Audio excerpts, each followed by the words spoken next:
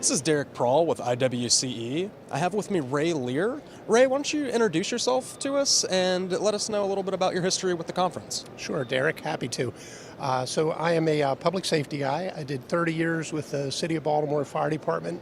The last project I had was actually a new 800 megahertz radio system for the City of Baltimore. That was in 1999, and we were kind of progressive because we actually consolidated police, fire, EMS, and public works into one system. Oh, wow. And soon after that, when 9/11 hit, of course, interoperability became a buzzword. So we felt really good that Baltimore had already kind of tackled that. I retired after that from the city fire department and went into consulting. Actually, after 9/11, I spent 9 months in New York City trying to help them get some of their technology programs to share information. And then I was asked to come back to the state of Maryland to help Maryland do a 700 megahertz statewide radio system, which was, again, I got to work for the state police. So I did 5 years with law enforcement, not as an officer or street officer, but working with their technologies and learning a lot about what law enforcement's needs are. And they're very different from what fire and EMS needs. Sure. So while I was with the state of Maryland, I was actually appointed to from the National Governors Association to represent the National Governors Association on a public safety spectrum trust. That was the precursor to FirstNet. Okay. So that got me indoctrinated into broadband and what the possibilities were. But I got to tell you, looking back those 15 years, it was hard to believe that we'd ever get to the point where we actually have a broadband network dedicated to public safety like we do today. Sure. Can you tell me a little bit about your history at IWCE? How long have you been coming to the conference? Yeah, so IWCE, I've been coming for 5 years, and I've had the privilege to participate in panels, moderated a panel today, as a matter of fact. And it's just been an eye-opening experience every year. Most public safety folks, because they have busy jobs, they're responding to fires, they're doing their chores, they don't have a chance to really dig into what the latest technology is. And coming to IWCE, it's all here. It's like, walking through the biggest shopping mall in the world for technology for public safety. So it's really a great opportunity to learn what's new. Sure. So I did want to talk about the panel that you were on today about the Internet of Public Safety Things, the Internet of Life-Saving Things. Can you tell me a little bit about what that concept is? Yes. So most people, whether they're public safety or not, are familiar with Internet of Things. That's all the sensors we have around the ring on our home. So if somebody rings the front doorbell and you're away, like I'm down in Orlando, somebody rings my bell back home, I can actually look at them and ask them what they want. So that's the Internet of Things. If you think of public safety, they have things dedicated to them, like body-worn cameras for police officers, Fitbits on a lot of firefighters, so if they have their heart rate gets elevated, they'll be alerted to that.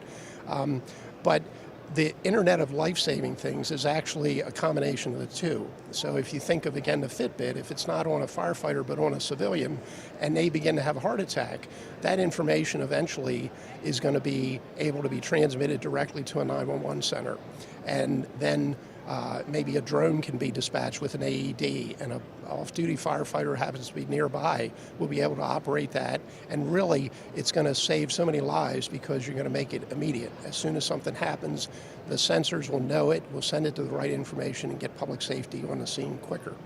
Gotcha. So, a lot of this stuff sounds, tremendously interesting and very, very, very cool. How close are we to being there? Is this on the near horizon, or is this still kind of science fiction almost? And how does FirstNet play into this? Yeah, so FirstNet was a key component because until you have a reliable network that public safety is going to be secure operating on, you really can't deploy it. But everything I've talked about, all the sensors, the Fitbits, the ability to send directly to 911, the drones that have automatic defibrillators, that all exists today. The reason why public safety isn't using it is because it's not reliable enough for mission critical operations. So now that FirstNet is up and running and deployed, and a number of public safety agencies have already gone onto it, as you walk the show floor and you talk to a lot of the vendors with these great technical toys, they're getting excited because they realize now that public safety can actually use this, and the network's going to be there to support all those activities. Sure. So now with FirstNet, we can actually use these technologies and these new equipments in meaningful first responder public safety ways. Exactly right. So it's like if you had the fanciest, the best car in the world, if you didn't have a highway to operate it on, you're pretty much stuck at your house. Sure. So now FirstNet is the highway, and it's going to allow public safety to operate it on a daily basis, reliably, securely, and be able to do all these whiz-bang new technologies. Great. So IWCE is actually putting on a conference on these new technologies in May. Would you recommend that to people who are interested in learning more about this? Absolutely. One of the great things about this conference in Orlando now is that it's jam-packed. I was in a session on EMS technologies just 2 hours ago, and there were 6 other conferences going on at the same time. So it's kind of hard for people to, they look at their schedule and have to decide, which one do I want to go to this hour. The one that's going to be focused on Internet of Things and Internet of Life-Saving Technologies is going to really be specific to those new trends, and so people that are interested in that. And we had a really full house when we had our session yesterday, so it's an opportunity for them to drill down even deeper into, what is that technology going to do for public safety. Sure. Okay, well, great. Thank you so much for taking the time to talk to us, and we hope you have a great rest of your conference.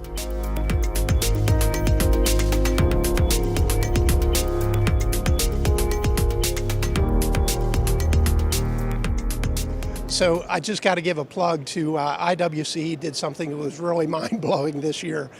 In the session I did on the Internet of Public Safety Things, Jim Nuttall, who is a graphic recorder, was in the back of the room and actually transcribed not just the words that were being said, but had tremendous little graphics of the public safety activities that were being described during the session.